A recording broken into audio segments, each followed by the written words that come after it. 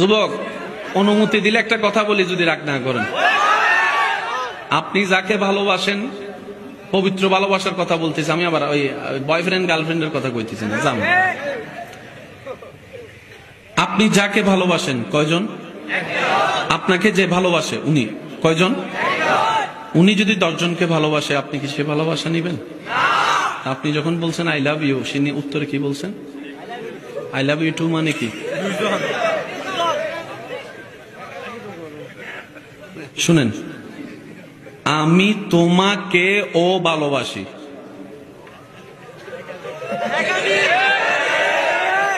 আমি তোমাকেও, আবার এটা দেখেন, আমি তোমাকেই ভালোবাসি,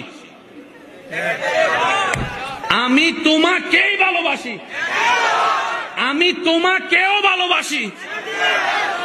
বুঝলাম এখন এইসব আপনার সংসার আপনি বুঝেন, আমি গীতা বান্দা। আমি একটা রাত সিজদায় খুশি হব, বেশি লাগবে না একটা সিজদা দে, দিলটাকে দে, দিলটাকে দে, দিলটাকে দে। আল্লাহ, আমার এত কিছু থাকতে তুমি দিল চাচ্ছ কেন? আল্লাহ, আমার সারা শরীরে এত কিছু থাকতে তুমি দিল চাচ্ছ কেন? মন চাচ্ছ কেন? কলব চাচ্ছ কেন? অন্তর চাচ্ছ কেন? কানও তো চাইতে পারতা, হাতও তো চাইতে পারতা। যুবক, যারা সায়েন্সের ছাত্র ভাইয়েরা আছেন, আপনারা মনোযোগ দিবেন। যারা ভাইলজি নিয়ে পড়ালেখা করেন, আপনারা একটু গভীর মনোযোগ দিবেন, কারণ ইসলামে সব বিষয়ের জ্ঞান আল্লাহ রেখে দিয়েছেন। খুঁজি নাই, ব্যর্থতা আমাদের। তালাশ করি নাই, ব্যর্থতা আমাদের। আমার আল্লাহ কোরআনে কমতি বলে কোনো শব্দ রাখে নাই।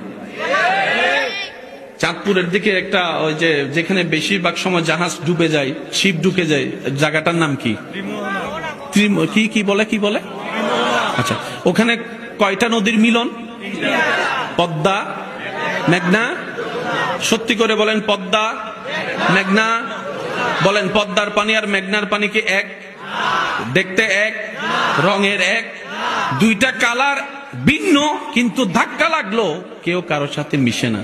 অথচ আপনি যদি এই সাদা পানির সাথে একটু কালো পানি ঢেলে দেন, এটা কালো হয়ে যাবে।